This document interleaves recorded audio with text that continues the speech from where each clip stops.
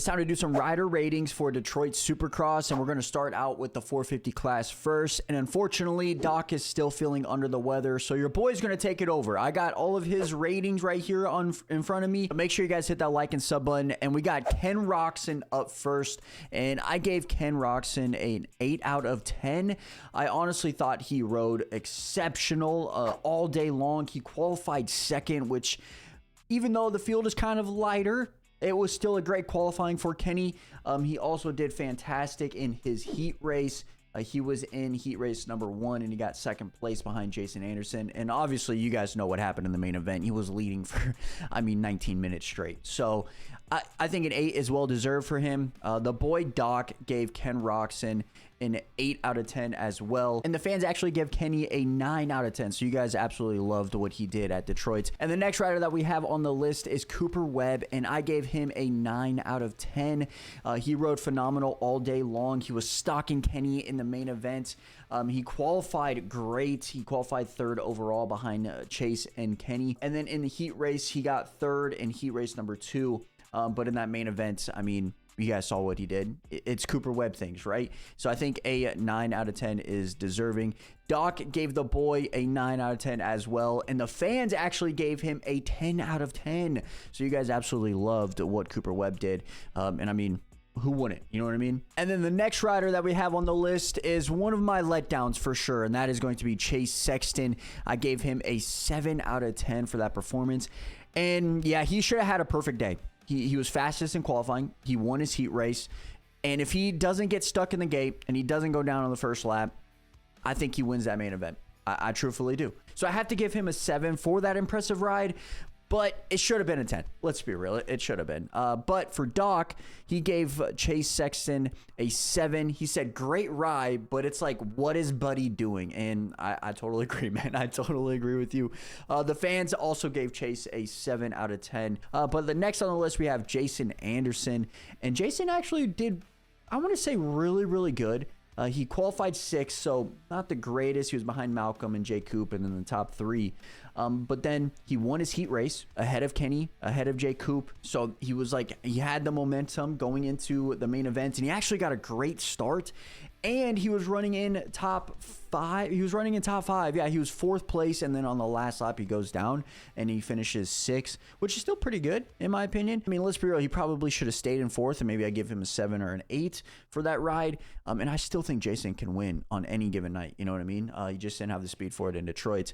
But Doc gave him a 6 out of 10 for that ride, and the fans gave Jason Anderson a 7 out of 10. So it looks like me and you, Doc, are like on the same wavelength, and then the fans are like, nah, we disagree. You know what I mean? But hey, sometimes that's how it rolls. You know what I mean? And the next rider that we have on the list is Justin Cooper, and I gave him a 7 out of 10. And honestly, I thought he rode really, really good. He qualified so good. He qualified 4th overall, right behind his teammate Cooper Webb. He finished 3rd in heat race number 1 behind Jason and Kenny. He actually pulled the whole shot, battled with DF for a little bit.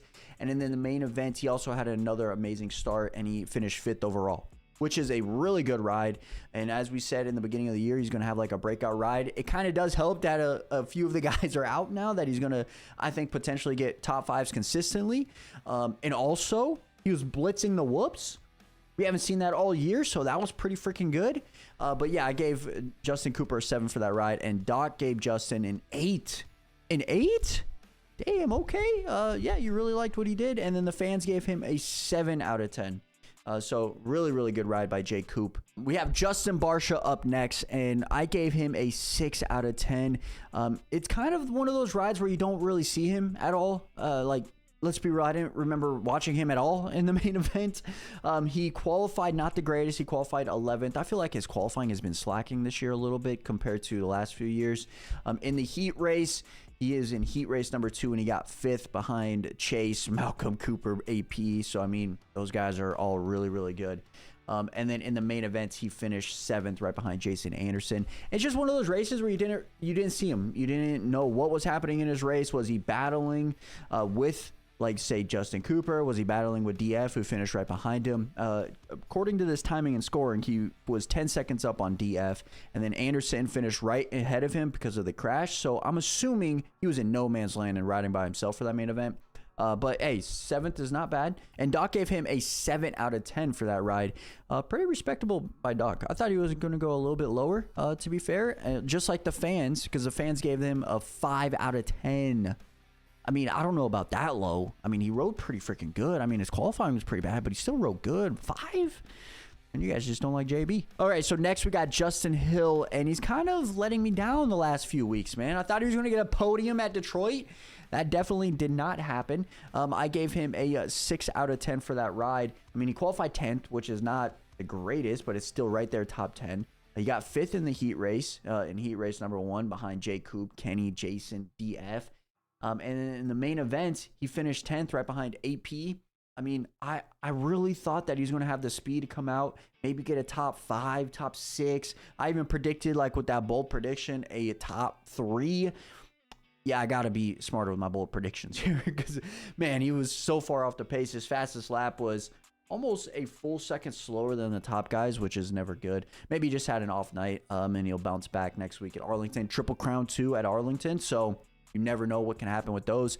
But Doc gave Justin Hill a 6 out of 10, similar to me. And then the fans gave Justin Hill a 6 out of 10. So we all kind of agreed with the 6s there. Another guy that I was kind of disappointed with was AP. That's who's next on the list. And I gave him a 5 out of 10. I mean, you can't start so well in the main event and fade to 9th. You just can't do that, man. He qualified 9th. He got 4th in the heat race. And then he finished 9th. He whole shot it in the main event. Whole shot it in the main event, battling with Kenny and Cooper for like 2 laps. And then I don't know what happened. Like, he just faded. Just faded. Like I mentioned in yesterday's video, maybe he had a tip over and we just didn't see it, which may be the cause of this placing. He was probably riding top 5, 6, and then maybe had a tip over. But yeah, 9th place after starting first. That's just not good. But Doc gave him a 7 out of 10 for that ride. Doc, we might need a talk on that. All right, we might need a talk for that. The fans gave Aaron Plessinger a 6/7, so 6.5 by the fans. And then let's talk about last week's winner, Malcolm Stewart. I gave him a 7 out of 10. I thought it was a really good, like, respectable ride coming off a win. Obviously, he didn't get like a podium or anything like that, but he did qualify 5th, which is really, really freaking good. In the heat race, he got 2nd behind Chase, which is honestly really good. And then in the main event, he got 4th. He was basically 5th, and then Anderson went down. But I think it was just a respectable ride coming off of that win. Like, I don't know if people really expected him to go back-to-back. I thought, like, he was the best guy in Tampa, but I felt like Chase, Cooper, Kenny were going to have, like, those redemption rides at Detroit, and that's exactly what kind of happened. And Malcolm was just, like, the next best guy, which is still respectable, in my opinion. Doc gave Malcolm an 8 out of 10, and then the fans gave Malcolm Stewart a 7 out of 10 as well as me. So I think the fans and me are kind of on the same wavelength now, and Doc's kind of out by himself over here. But now let's jump over to the 250 class. I really don't know how to rate Max Anstie and Levi Kitchen. I'm going to go to Max Anstie first. Like, I personally gave him a 9 out of 10. He was supposed to win that race. I went on a tangent in yesterday's video regarding it. So he qualified 3rd overall. He got 2nd in the heat race behind Levi Kitchen. And then he had an 8-second gap in the main event. Like, he should have won that race. I went on a tangent yesterday. I'm not going to do that today. So I gave him a 9 out of 10 for that ride. And Doc gave him a 10 out of 10. And he also put a note here that said LAMA. You guys be the judge of that. And then the fans gave Max Anstie a 10 out of 10. So they really love what Max did at the race. And they probably are like super, super bummed and gutted for him, as well as angry with AMA as well. So, but now the next rider, Levi Kitchen. And this is where I'm like, I don't know what to put, because as you guys know, if he goes perfect or a rider goes perfect, it's a 10, right? Like, that's what I've been saying. And in this case, I think I have to stay with that because he did qualify fastest. He won his heat race and he technically won the main event. So I'm going to put down a 10 out of 10 for Levi Kitchen. But if he would have got 2nd, I would have probably put like an 8 or a 9, like, just to be fair. But technically he won, so I got to give him a 10 out of 10. Doc gave him a 9 out of 10. And then he also put LAMA once again. The fans gave him a 9 out of 10, which is still respectable. But yeah, AMA kind of dropped the ball on that one. All right, so now let's go over to third place, and that was RJ Hampshire. I gave him a 7 out of 10. He qualified 5th overall, which is not bad. He got 3rd in his heat race behind Levi and Max. And then he also got 3rd in the main event behind Levi and Max. And in that main event, he actually tipped over, lost a position to Tommy V, and then gained it back. So, I mean, he rode really, really good, and I was expecting a bounce-back ride because of what happened at Tampa, and we kind of got that. I thought he would maybe be a little bit closer to, say, Levi at the main event, maybe even Max in the main event, but obviously Max was on another level. Levi was maybe closer to him in general. Yeah, just kind of expected a little bit better, so that's why I kind of gave him a 7 out of 10. Doc gave RJ a 7 out of 10 as well, and the fans gave RJ an 8 out of 10, so the fans really liked what he was able to do. Next guy on the list is Tom Vialle, and Tommy V, I gave you a 7 out of 10. I thought he rode pretty much the same as Tampa, but maybe a little bit better, I guess you can kind of say. He qualified 4th, which is still pretty good. He out-qualified RJ. In the heat race, he got 5th behind the PC guys, Seth and Cameron. Nate Thrasher actually won that, so in the heat race, he just didn't have that pace. And then in the main event, like I said, he got ahead of RJ, and then RJ actually passed him back. I think if Tom would have stayed in 3rd place, I would have gave him an 8 out of 10 because of the ride. But since he got into the place and then gave it back up, I kind of have to go with a 7 out of 10. He still rode great, and it's kind of just building blocks leading into Daytona, which he won last year, so you never know what could happen with Tommy. And then for Doc, he gave Tom Vialle a 7 out of 10 as well, and then the fans also gave 7, so we all gave him 7. So I mean, we're all kind of thinking the same for that one. But now let's go over to one of the guys that crashed out, and that is Cameron McAdoo. And honestly, I probably would have gave him a little bit higher of a rating because he was riding great. I think he was, don't quote me on this, but I think he was in like 4th before he crashed out, maybe 5th before he crashed out. But I gave him a 6 out of 10 for his ride.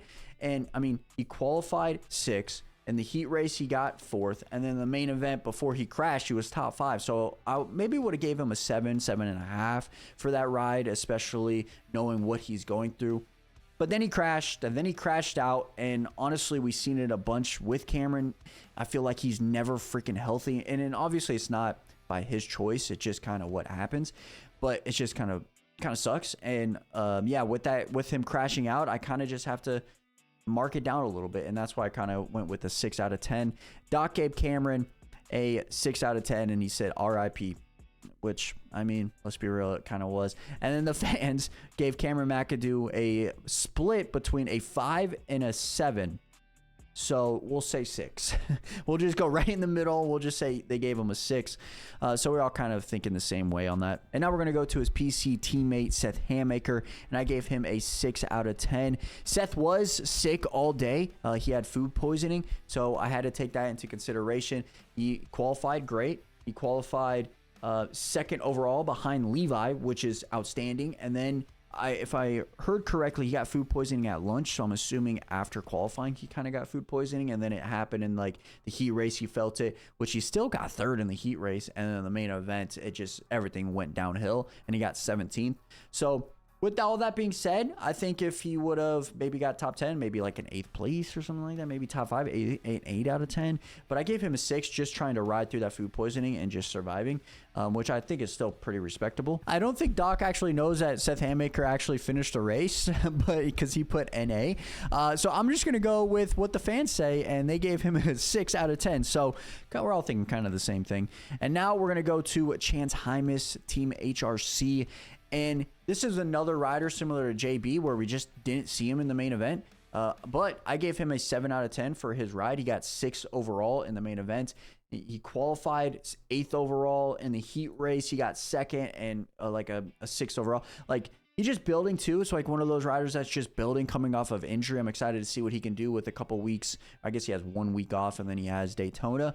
So I really want to see how he can build off of this and see what he can do at Daytona. But yeah, I think a 7 out of 10 is still respectable. It's just, we never really saw him on the broadcast, man. It's just unfortunate. And then for Doc, he gave him a 6 out of 10. And then the fans gave him a 6 out of 10. I think he rode better than a 6. I'm just going to be honest. I think he rode better. And then we got Nate Thrasher. Thrasher, broken finger and all, and I gave him an 8 out of 10. I mean, I don't know how he rode through that. I saw a clip on TikTok that his finger was just like the size of a baseball, man. It looked so bad. He won his heat race. He got 5th in the main event, and like that's super freaking impressive. He was kind of barely holding on, similar to what Joe's going through, right? So I have to give him an 8 out of 10 for that ride. Doc is a psychopath. He gave him a 6 out of 10? A 6? Doc, don't you know what he had to go through? Yeah, I don't know if Doc's watching the same race that I did, but the fans gave him a 7 out of 10. More respectable. But a 6, Doc? A 6? And then the last guy that we have on the list is Austin Forkner. And honestly, it was just kind of an off weekend once again for Austin. I gave him a 6 out of 10. He qualified not the greatest. He qualified 10th, which was actually better than last week, I guess you can kind of say. But I feel like you would expect Austin to be a top 5 in qualifying. It just hasn't happened this year. And then in the heat race, he actually went down and had to go to the LCQ. He won the LCQ. And in the main event, he got 7th, which is much better than last week. A little bit of a bounce back ride.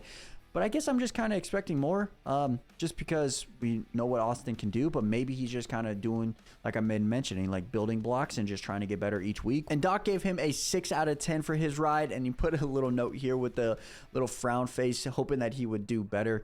And then the fans gave him a 5 out of 10. So, I mean, I guess I kind of expect more from Austin. Hopefully the next couple weeks we will get to see that, maybe more speed. Especially in qualifying, like he hasn't even been close to top 5, right? So, and he's always been one of those guys that qualifies really, really good. But he did a bounce back ride in the main event, got 7th, which is good. Hopefully, he can bring that momentum into Daytona and get a top 5. But yeah, those are our rider ratings. Let me know what you guys think about it in the comment section below. Let me know how you guys would rate these riders in the comment section below. And yeah, we'll catch you guys back here tomorrow for our predictions. And Doc should be back for that, so make sure you guys stay tuned. But yeah, thank you guys so much for all the love, and we will catch you guys back here for the predictions. I'm out. Peace.